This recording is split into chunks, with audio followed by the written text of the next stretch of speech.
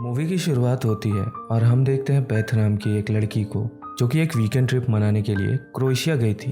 Beth recently ही mother बनी थी और वो अपनी बेबी को अपने हस्बैंड रॉब के पास में छोड़ जाती है। यहाँ पर क्रोएशिया में बेथ एक होटल के पास में रुकती है और अपने ड्राइवर को पे करने जाती है, लेकिन उसका ड्राइवर ये कहता है कि पेमेंट ऑलरेडी हो गई है। वहीं पर उसकी बेस्ट फ्रेंड केट भी थी जिसके साथ बेथ का हॉलिडे प्लान था। केट बताती है कि उसने अपने एक्स हस्बैंड के क्रेडिट कार्ड से हॉलिडे का बिल पे कर दिया है। केट का अभी रिसेंटली डाइवोर्स हुआ था। केट काफी बोल्ड लड़की थी और वो अपने डाइवोर्स को सेलिब्रेट करने आई थी, लेकिन बेथ थोड़ी सी शाय थी। बेथ को भी अपनी मैरिड लाइफ थोड़ी सी डल लग रही थी, लेकिन वो कोई भी डिसीजन नहीं ले पा रही थी।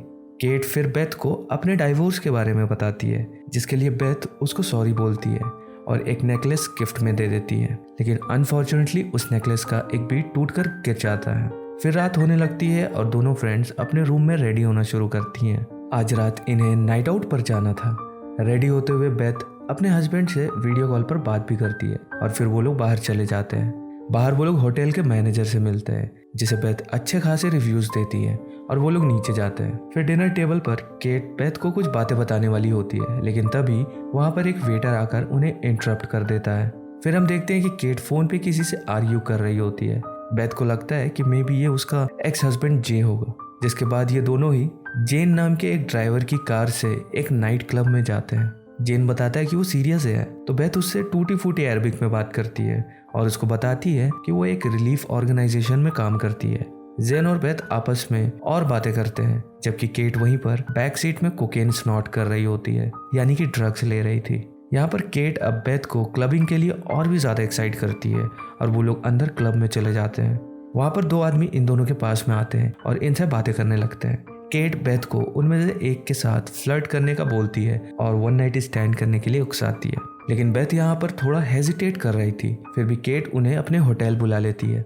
फिर सीन अगली सुबह में शिफ्ट हो जाता है और हम बेथ को देखते हैं, लेकिन उसके आसपास केट कहीं पर भी दिखाई नहीं देती। इतना ही नहीं, वहाँ पर एक वाइन ग्लास भी फूटा हुआ रहता है और फ्लोर के ऊपर खून भी था। बेथ घबरा जाती है और जेन को कॉल करके बुलाती है। जेन उसे पुलिस स्टेशन तक ड्राइव करके ले जाता है, लेकिन पुलिस उसकी हेल्प करने से मना कर देती है। पुलिसमैन पेवेज ये कहता है कि केट फिर से किसी क्लब में जाकर बैठ गई होगी और वो थोड़ी देर में वापस आ जाएगी।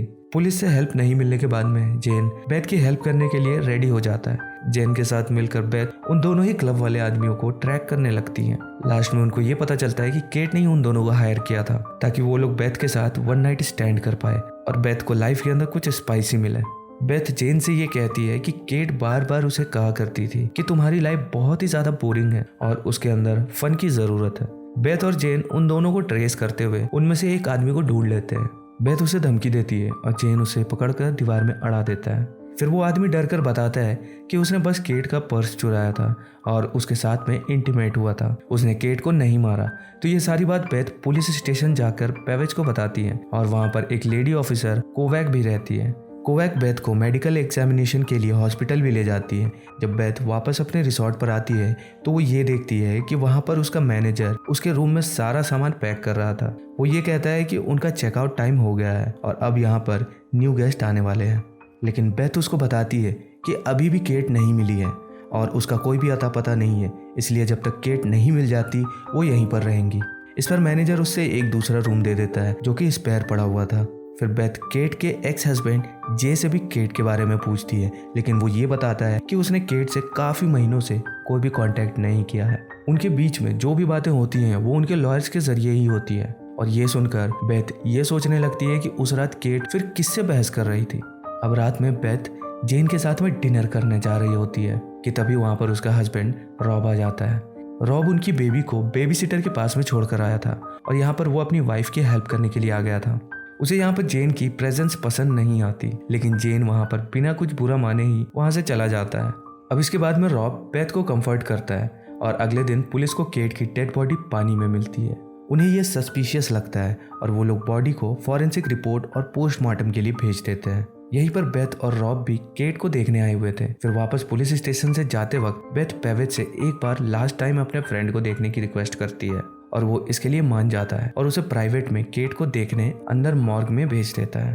अब अगर आप एक्सप्लेनेशन को ध्यान से सुन रहे हैं तो आप मुझको ये बताओ कमेंट सेक्शन के अंदर कि मर्डर यहाँ पर किसका हुआ है, उसका नाम क्या है। अब वहाँ पर बेथ जो होती है वो चालाकी से केट के फ़ोन को ले लेती है और उसके फेस से फ़ोन को अनलॉक कर देती है। बेथ को लग रहा था कि उसके फ़ोन रिकॉर्ड से कुछ और भी पता चल सकता है। फिर बेथ वहाँ से बाहर निकलते हुए बाथरूम में जाती है और वहाँ पर जाते हुए केट के फ़ोन में वो ये देखती है किसी हैंडीमैन नाम के आदमी से फ्रीक्वेंट मिस्ड कॉल्स आए हुए थे। केट जब उस नंबर पे कॉल करती है तो वो नंबर रॉब की वॉइसमेल से जुड़ा हुआ था। फिर बेथ उस नंबर के टेक्स्ट मैसेजेस को देखती है जहाँ पर उसको ये पता चलता है कि केट और उसके हस्बैंड रॉब के बीच में अफेयर था। जी हाँ, और ये देखकर बेथ को बहुत बुरा लगता है। फिर इंटरोगेशन के लिए कोवैक बेथ को पुलिस स्टेशन के एक रूम में ले जाती है। वहाँ पर कोवैक ये कहती है कि केट के ब्लड के अंदर कोकेन और केटामाइन मिला है, साथ ही साथ तुम्हारे ब्लड में भी केटामाइन था। इस पर बेथ कुछ भी बहाना नहीं बनाती और इस बात को एक्सेप्ट कर लेती है कि उसने ड्रग्स लिया था। फिर कोवैक उससे पूछती है कि क्या अभी भी कुछ ऐसा है जो कि तुमने नहीं बताया है, जिस पे बेथ डिसएग्री करती है और अपने हस्बैंड का केट के साथ चल रहे अफेयर को सीक्रेट रखती है। पेविज उसके बाद में उन दोनों लोगों को भी अरेस्ट कर लेता है जिन्हें केट ने वन नाइट स्टैंड के लिए हायर किया था। इंटरोगेशन के बाद ये पता चलता है कि उनका कोई भी क्रिमिनल रिकॉर्ड्स नहीं था और वो लोग भी केट के मर्डर के क्राइम को डिनाई कर रहे थे। फिर पेविज बेथ के पासपोर्ट को सीज कर लेते हैं और वो कहते हैं कि कुछ दिन इन्वेस्टिगेशन पूरा होने तक उसको यहीं पर रहना होगा और बेथ वापस अपने रिसोर्ट में चली जाती है। उसके बाद में बेथ जेन के साथ लंच करने जाती है और उसे अफेयर के बारे में बताती है। वहाँ पर उनके बीच और भी बॉन्ड बढ़ता है। फिर शाम में वो गुस्सा होकर रॉब को कॉल कर देती है और उसको सब कुछ बता देती है। स्टार्टिंग में रॉब डिनाई करता है लेकिन आखिर में अफेयर के बारे में मान लेता है और उसको वापस घर आने को कहता है। इस पर वो रॉब से ये कहती है कि मैं अभी घर नहीं आ सकती क्योंकि पुलिस ने मुझे यहाँ पर रोका हुआ है। पुलिस को ये लग रहा है कि केट के मर्डर में मेरा भी कोई रोल है और अगर पुलिस को केट और तुम्हारे अफेयर के बारे में पता चल गया तो सबसे पहले मुझे ही सस्पेक्ट बनाया जाएगा क्योंकि उनको ये लगेगा कि गुस्से में मैंने केट को मारा है। फिर बेथ को फिर से पुलिस स्टेशन में बुलाया जाता है। वहाँ पर कोवैक रिवील करती है कि उन्हें केट और रॉब के अफेयर के बारे में पता चल गया है। साथ ही साथ पुलिस वाले उससे जेन के बारे में पूछते हैं। वो लोग ये बताते हैं कि तुम जिसके साथ में लंच कर रही हो उसका अल्बानियम मॉब के साथ में टाइज है। अब बेथ की लॉयर भी वहाँ पर आ जाती है और वो बेथ को कहती है कि बिना किसी इन्फॉर्मेशन के वो पुलिस से बात नहीं करेगी। वो वापस अपने रिसोर्ट आती है और उसे रूम के अंदर वहाँ जेन मिलता है। वो जेन को बताती है जो भी पुलिस ने उसके बारे में कहा था।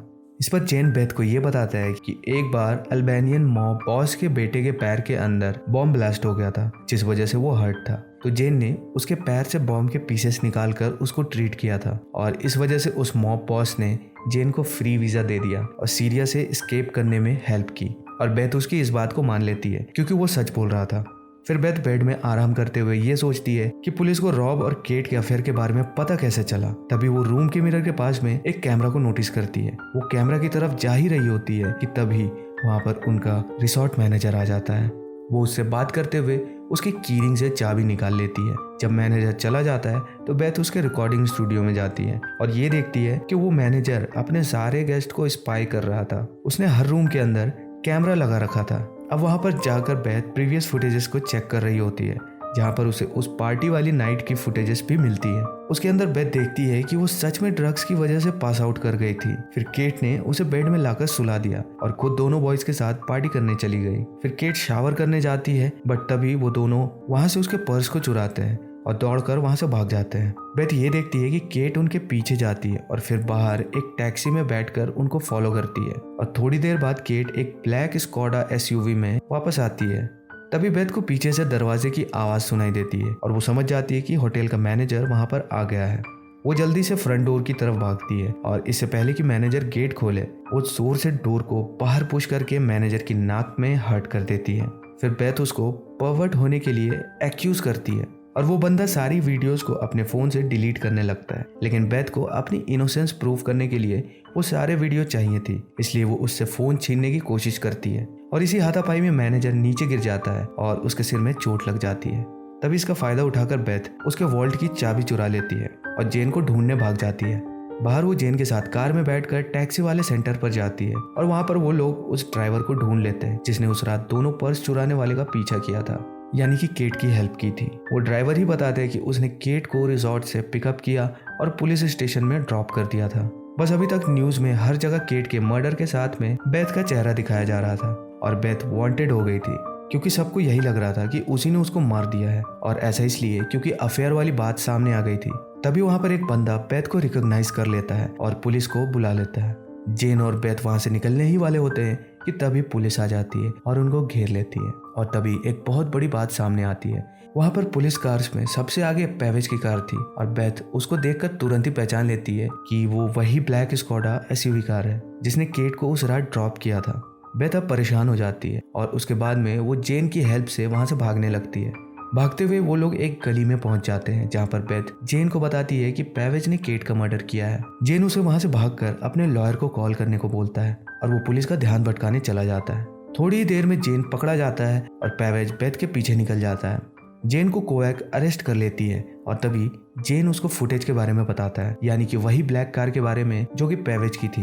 इधर पेवेज बेथ का पीछा करते करते उसको एक रूफ पर फाइनली पकड़ लेता है। यहाँ पर बेथ के पास में भागने का कोई भी रास्ता नहीं था। बेथ तभी पेवेज को कन्फ्रंट करती है कि उसने फुटेज देख लिया है और उसके अंदर कार दिख गई है। वो कहती है कि तुम ही ने मारा है केट को। ये सुनकर पेवेज को बहुत गुस्सा आता है और वो बेथ के पास में आने लगता है, लेकिन वो एज पर आ जाता है। उसने बेथ को गन पॉइंट पर रखा हुआ था, लेकिन तभी पीछे से कोवैक आ जाती है और पेवेज की तरफ गन पॉइंट कर देती है। पेवेज अब जहाँ पर था वो पीछे मुड़ता है और वो एज से स्लिप करके नीचे गिर जाता है। अब बाद में पुलिस स्टेशन के अंदर कोवैक बेथ को ये बताती है कि उन लोगों ने कुछ वीडियोस को सक्सेसफुली निकाल लिया है और उससे बेथ की स्टोरी का प्रूफ भी मिल गया है, मतलब कि अब बेथ इनोसेंट है। कोवैक बेथ को उसका पासपोर्ट भी दे देती है और बताती है कि पेवेज का पहले से भी बहुत सेक्सुअल असॉल्ट की हिस्ट्री है, पर कभी भी ये प्रूफ नहीं हो पाई और वुमेन्स अपना केस वापस ले लिया करती थी, लेकिन इस बार पेवेज पकड़ा गया है। फिर बेथ वापस लंदन आ जाती है और इधर रॉब वापस बेथ के साथ आना चाहता था, लेकिन वो मना कर देती है। वो रॉब से अपनी कार कीज मांगती है और रॉब रूम में टंगी हुई पैंट को देखने को कहता है और वहां पर रॉब की पैंट से बेथ की कार की कीज निकलती है कि तभी वहां पर एक बहुत ही इंटरेस्टिंग बात सामने आती है। रॉब के पॉकेट के अंदर बेथ को एक नेकलेस का बीट मिलता है जो कि उसने केट को गिफ्ट में दिया था। इसका मतलब रॉब भी उस रात केट से मिला था जिस रात उसका मर्डर हुआ था, और असल में रॉब एक रात पहले ही क्रोएशिया गया था। जी हाँ, बेथ रोते हुए कोवैक को कॉल करती है और उसे ये बात बताने ही वाली होती है कि पीछे से रॉब आ जाता है और नॉक करता है। बेथ अब रूम के बाहर आती है और रॉब के साथ बैठकर चाय पीती है। वहाँ पर वो उसे नेकलेस बीट वाली बात पर कन्फ्रंट करती है, तो रॉब भी उसको सारी सच्चाई बता देता है कि वो एक दिन पहले ही क्रोएशिया गया था ताकि वो केट को मना पाए कि वो अफेयर की बात तुमसे रिवील ना करे। फिर उनके बीच में फाइट हो गई थी और रॉब ने केट को हेड में हिट कर दिया था। केट वहीं पर अनकॉन्शियस हो गई, लेकिन रॉब को लगा कि वो मारी गई है तो उसने उसको वहीं पर छोड़ दिया और केट की बॉडी वही साइड में लेक में चली गई।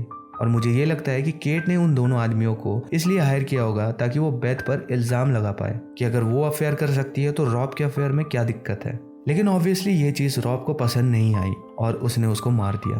अब इस चीज़ से रॉब बहुत ही ज़्यादा डर जाता है और वो बेथ से भीख मांगने लगता है कि वो पुलिस को ये सब नहीं बताएगी। लेकिन तभी बेथ एक और बात रिवील करती है कि इतनी देर से कोवैक उसके साथ कॉल पर ही है और उसने ऑलरेडी सब कुछ सुन लिया है, यानी कि पेवेज ने केट को नहीं मारा था बल्कि यहाँ पर रॉब ही उसका खूनी था। लेकिन हाँ, यहाँ पर असॉल्ट वाली बात पक्का सच होगी, लेकिन हम उसको असॉल्ट भी नहीं कह सकते क्योंकि केट का कैरेक्टर तो वैसे ही खराब था। हो सकता है कि उसने पेवेज के साथ में जानबूझकर सेक्सुअल रिलेशन बनाया हो। खैर, उधर कोवैक भी अपने फ़ोन पर यह कहती है कि उसने ऑलरेडी पुलिस को बुला लिया है और फिर बेथ अपने बेबी को उठाकर वहाँ से बाहर चली जाती है और पुलिस आकर रॉब को अरेस्ट कर लेती है। और इसी के साथ में ये मूवी यहीं पर ख़त्म हो जाती है।